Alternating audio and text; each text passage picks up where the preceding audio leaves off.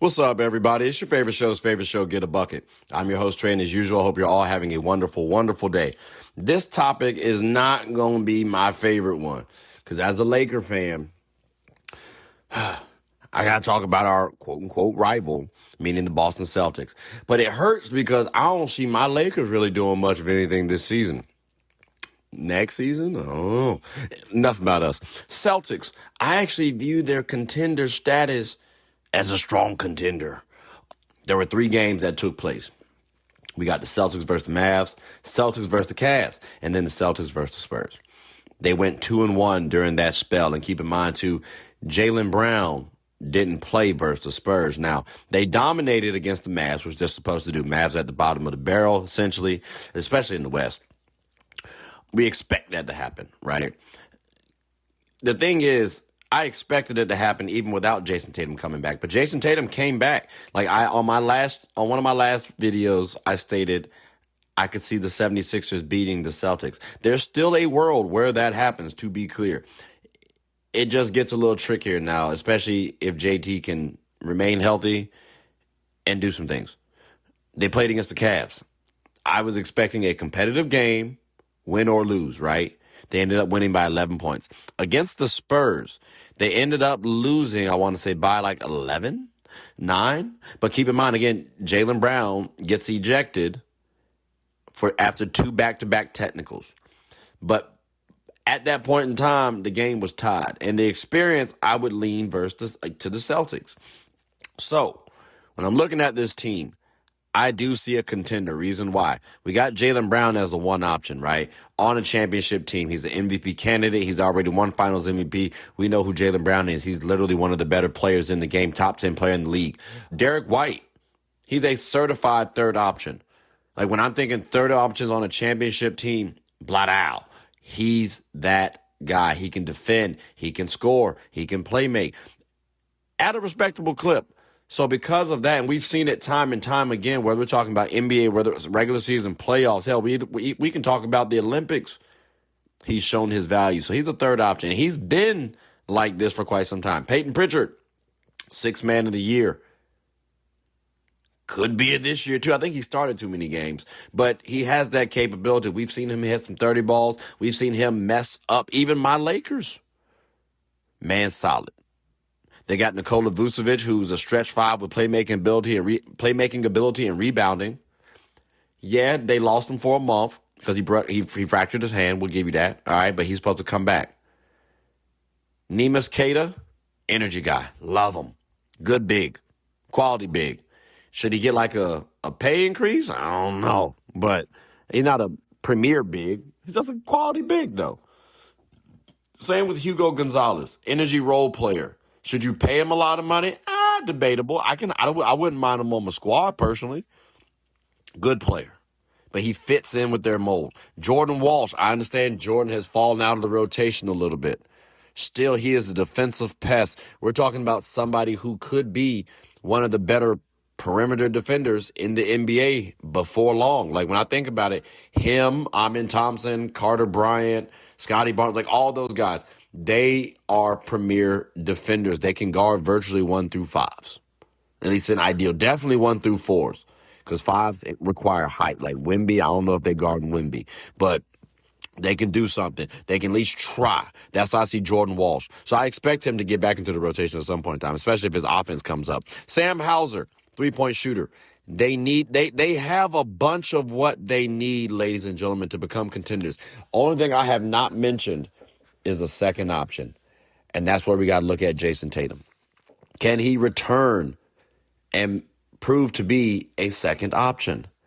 Now, I think the boy actually can when we think about it, right? Because when he came back, ladies and gentlemen, he did his thing.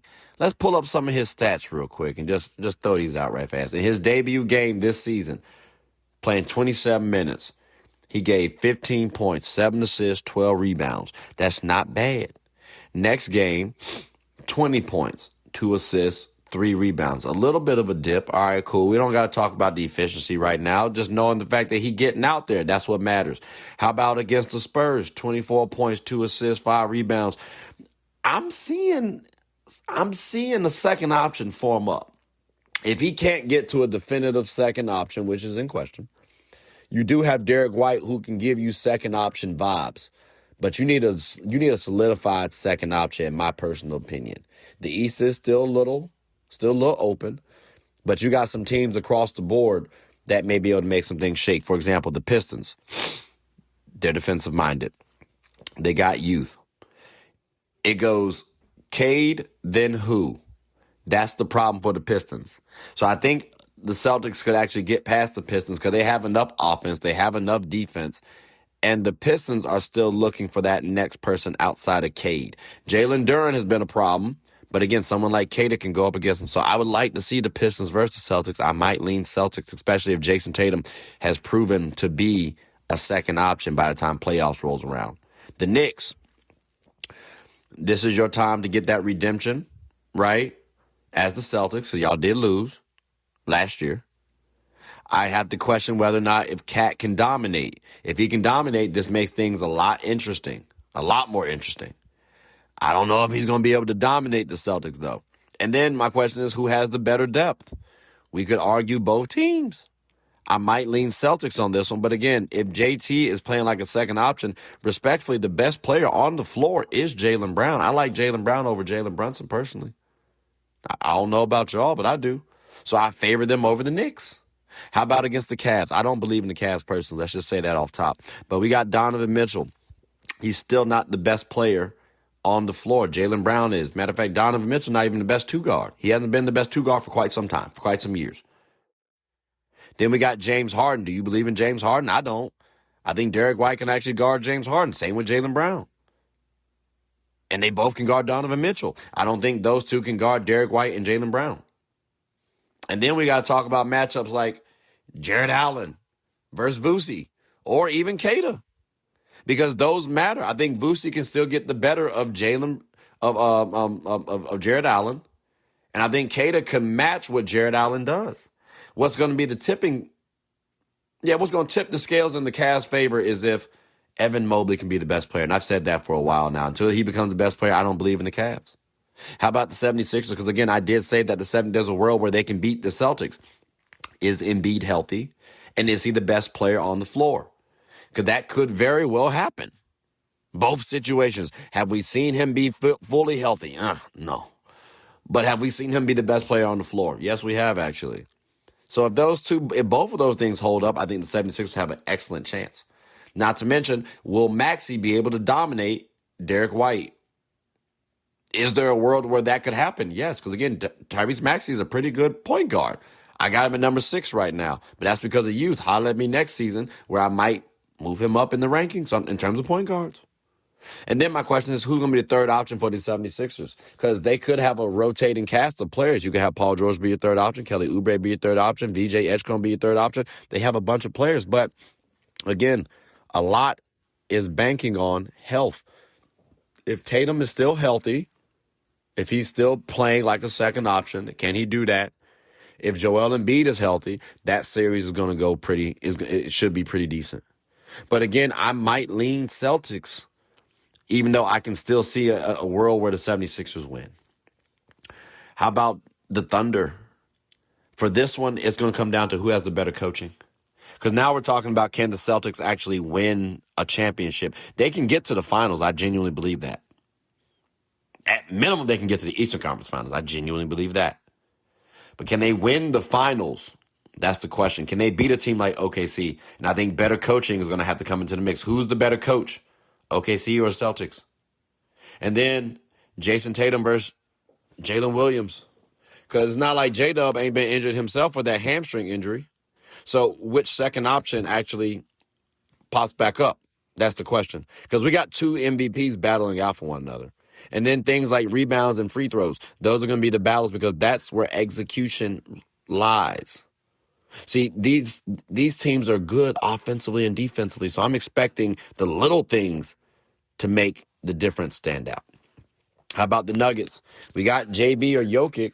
Can they dominate? Which one can dominate more? Again, MVP battles. Then, can Jamal Murray outplay Jayson Tatum? Jamal Murray's been having a pretty good season, actually. So there's a possibility, especially when Jayson Tatum's just coming back off of surgery, right? Off injury, right?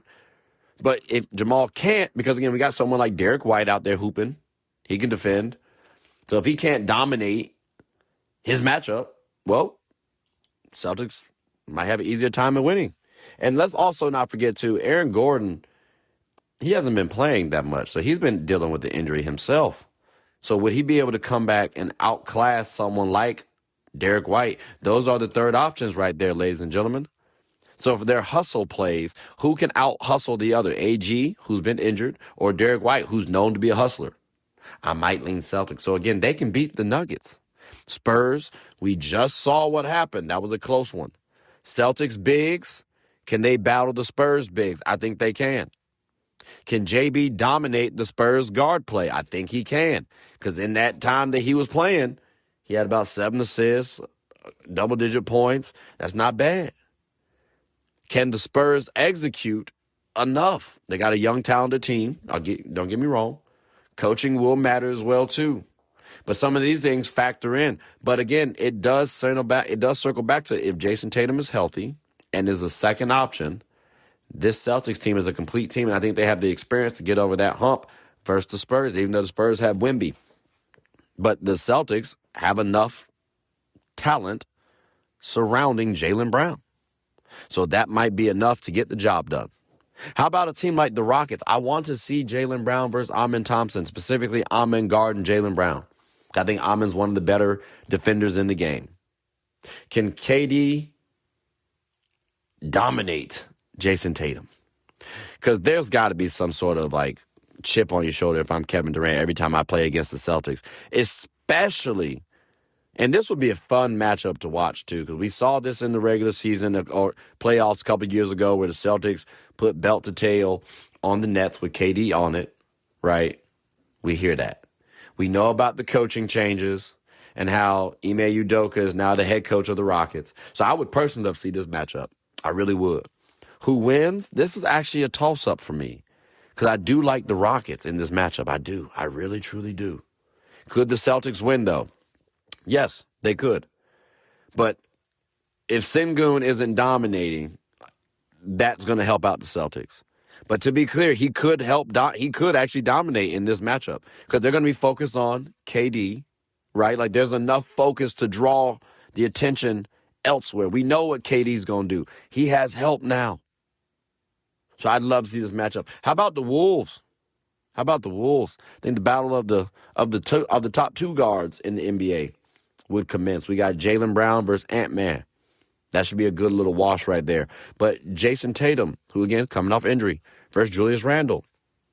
Does Randle have the advantage? This is a matchup where he should have the advantage. Does he? We have to find out. And then again, their third options. Jaden McDaniels versus Derrick White. I'm expecting Derrick to win that matchup. But does Jaden enhance his play like he did when he played against us? Now, granted, he's not going up against Lil Austin Reeves and Luka Doncic, who neither of them really defend well. But he has the potential to be able to score pretty well. You know what I'm saying? So, again, I would like to see Celtics versus Wolves. I think my favorite matchup might be Celtics versus Rockets. I think so. OKC, I could see as well, too. Don't get me wrong. But I would like to see Rockets because of top down plus the coaching. You know what I'm saying? Like I'd like to see that a little bit. Maybe Nia Long come to the game once or twice. But again, ladies and gentlemen, as far as the Celtics being a contenders, you got to throw them into the mix. You have to, because again, they have a number one option. They have a third option. They have a sixth man. They got versatile players, energy guys, role players, defensive pests, 3-point shooters, good coaching. They have what you need. We just got to question if they have their second option in Jayson Tatum, who people might be saying, well, isn't he the first option? He's the face of the team. I don't know. I think JB has been the leader of that team for quite some time, whether it's vocal or whether it's via play. JB, I viewed him as the leader. And don't let him get MVP and have a finals MVP. They go to the finals and he wins another one. It has got to be his team at that point in time, which I would then be curious how Jayson Tatum feels about people kind of changing up on him a little bit. Oh, it's not my team no more. It's JB's. I hope that don't mess up his ego, right? But that could happen because it's been perceived as your team for a while. So the Celtics after this year, that could be very interesting. And keep in mind too, people were talking about the Celtics maybe looking to tank. They traded away Drew Holiday, KP, Luke Cornett, Al Horford. They were dismantling. And so just imagine if you had, going into next season, Jaylen Brown, Jayson Tatum, and I don't know, someone like Cameron Boozer entering the mix. That's kind of scary when you think about it. So I understand the appeal in wanting to tank for this season when you first started off. But with JT coming back, your team looking good, JB playing at an MVP level, I think the Celtics are contenders, without question, especially now. But ladies and gentlemen, boys and girls, I'm curious your thoughts. Are there some teams that you would worry about the Celtics facing? I kind of don't right now. They look to be complete. But I'm curious what you all are thinking. Maybe I'm too nice.